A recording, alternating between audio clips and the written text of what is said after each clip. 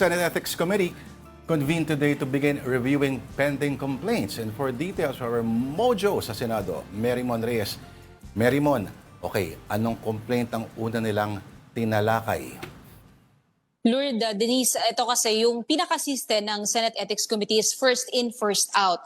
So without mentioning ng names kasi ayaw muna raw na mapangunahan yung magiging masasabi raw ng publiko is kung ano yung pinakaunang ethics complaint na nabinbin, yun yung unang isasalang.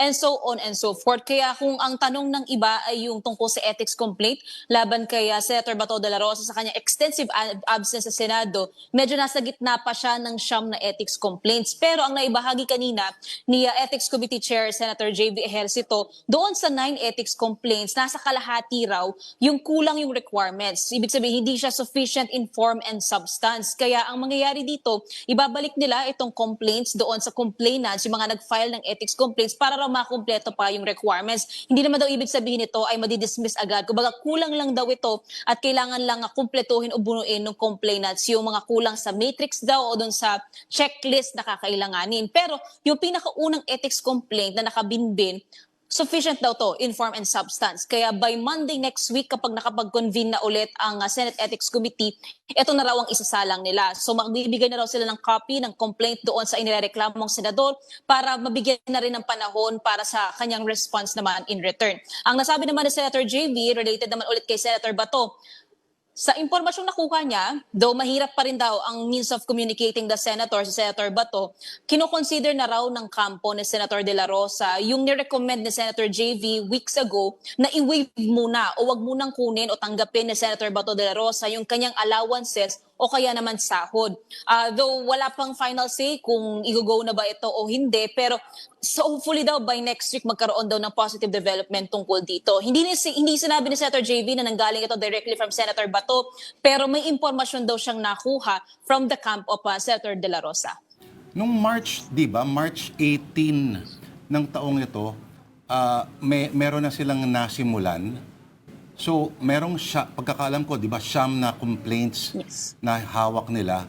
Ibig sabihin sa siyam na yon, nasaan na raw sila after nung March na pag-convene ng panel?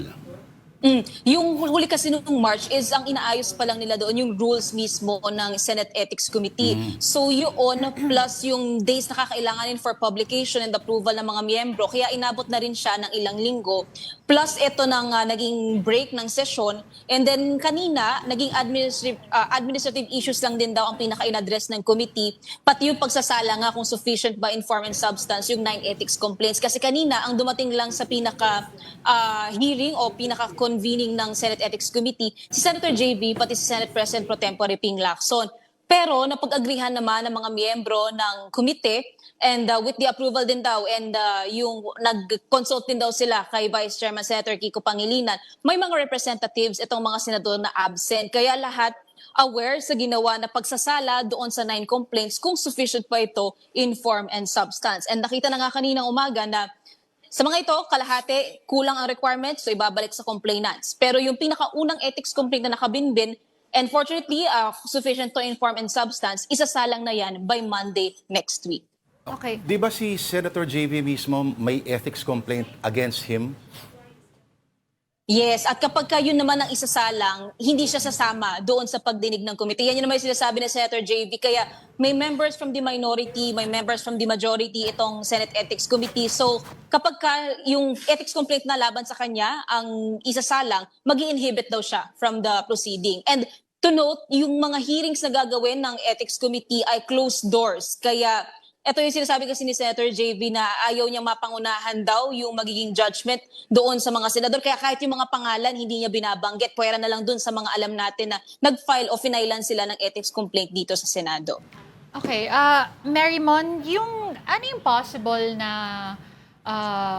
penalties if they're found liable? Sabihin na natin para dun sa dalawang senador. Tapos, singit ko na lang din, closed door, pero eventually, will that be released to the media, to the public?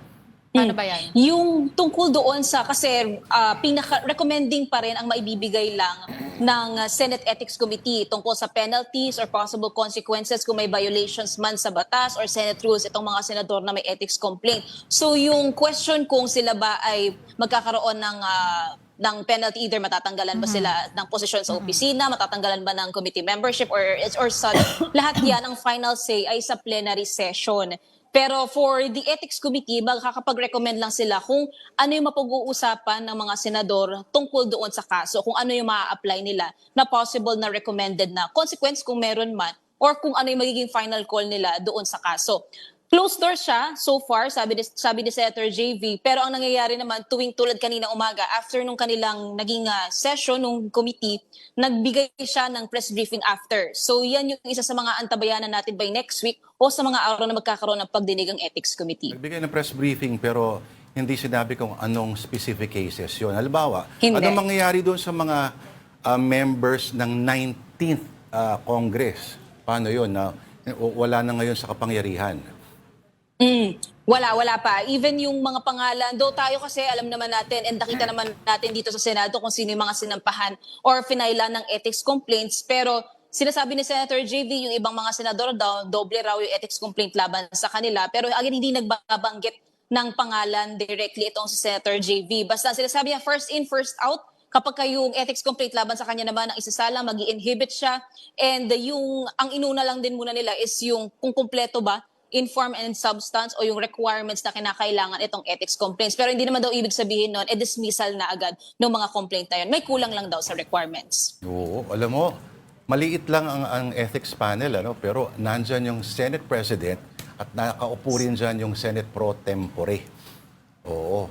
Pero tsaka, tatanungin na ba natin si Mary Mo, yung sinabi ng isang member din ng Senate panel, si Senador Rodante Marcoleta, na ipatawag na raw agad para sa investigasyon si dating House Speaker Martin Romualdez.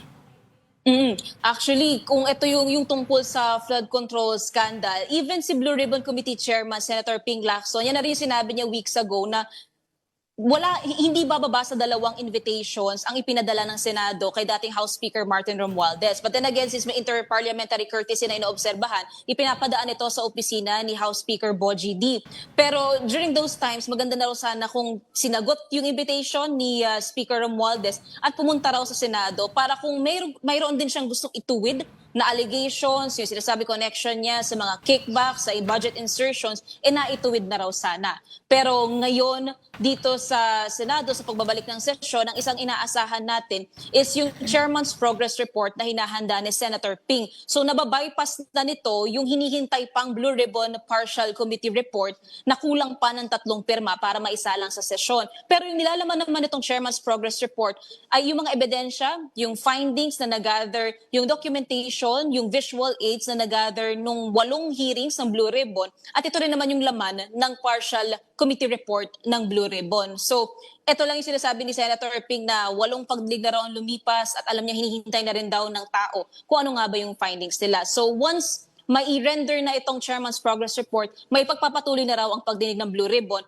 Part ng plano is to invite si dating House Speaker Romualdez.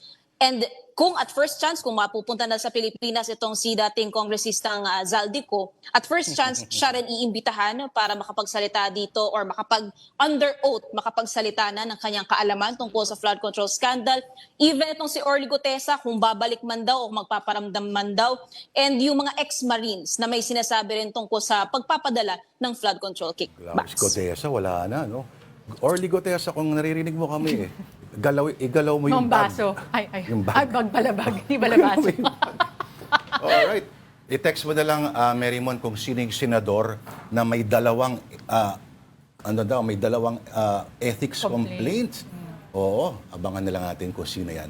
Kasi ayaw daw Disclose. ni Senator JV. Salamat, Mary Mon Reyes. Awaiting your text message. Ang ating mojo sa Senado.